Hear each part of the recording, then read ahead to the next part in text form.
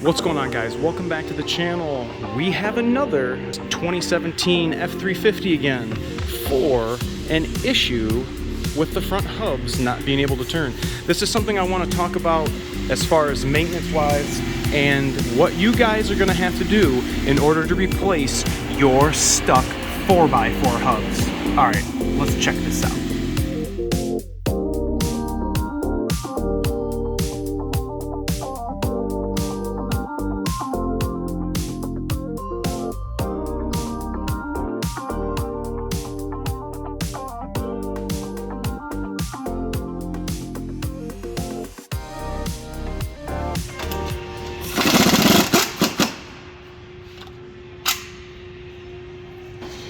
Alright guys, so we're going to start removing that. You guys saw the video of me showing you the proper way, the easiest way to remove your lug nut covers. This customer came to me and was complaining that his 4x4 hub lockouts are really difficult to turn. Now sometimes you can get it to turn using some pliers. Can we? Yes. Definitely difficult. In order for somebody to not have this happen to them, I want you guys to start getting in the regimen. Every time you're doing your oil change, come over here by hand and do this. Now I say by hand because they should be easy enough to turn by hand. And if you keep them free by hand, then in theory they're not going to stick. But sometimes they get stuck, and this one, you guys can see the corrosion coming out between that gap. You guys see that coming out? That's what's stopping. It's actually getting freer as I'm moving it. But in order for that to not happen, we got to keep that stuff moved. And there's not really any lube you can spray in there. I mean, I suppose you could spray some penetrant of your choice in that crack, but really, we need to keep these moved and keep this from sticking inside this housing. So I'm going to show you guys how to remove these. We have 3 Torx bolts, Torx screws that I'm going to break loose by hand, and then we're going to rip these out, and I'm going to show you how really not difficult it is to get these out. Alright, so we're going to be going for the T27, and we're just going to bust them loose. This was not that tight. See if this was the same. Yep, not that tight. Not that tight.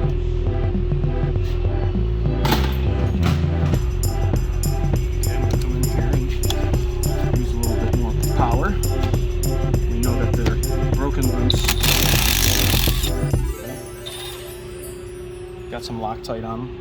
Little baby Loctite.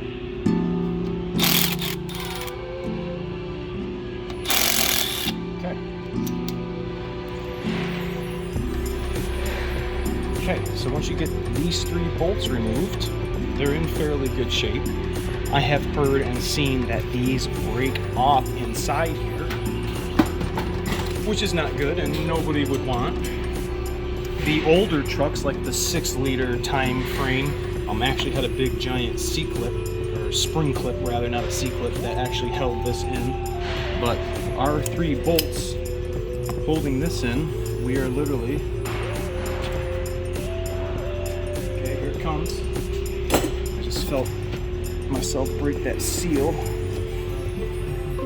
There you guys seeing this coming out. Okay. See how that's sitting in here. You guys can see the rust that was built up. And I want to show you guys. You guys can see where the Loctite was. We got blue here, and blue here.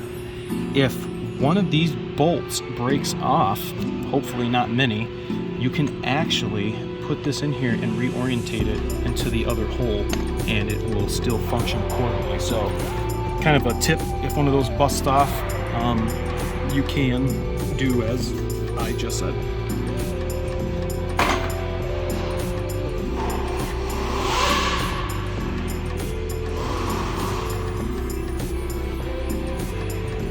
Alright, so here's the new one. We got it sitting right here, nice and clean. Nice and clean. Comes with this pretty cap. Here's the old one. You guys can check that out. pretty much the same, just way dirtier. What I'm gonna do is busting out the old grease. This is the old 4x4 grease that we used to use all the time, and I'm actually gonna put just a little bit on here on these splines. I'm gonna put some down in here in the middle. It comes pre-lubed, but I'm just adding a little bit more in here for sake of argument. I'm gonna put some on our seal, and I'm gonna go back over to the truck. You guys can see, no big deal. The teeth are gonna go in.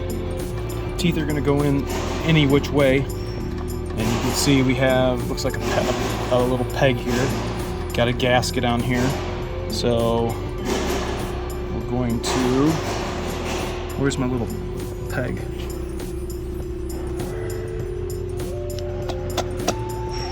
Okay, I just got it seated in the very beginning. Okay, I'm gonna get my peg here at the top. My peg's gonna go in one of those bolt holes. Okay, I'm gonna keep going. No hammers. No more. And before I get it all the way flush, I'm gonna start my bolts. It did not come with new bolts, so the old ones were still in pretty good shape.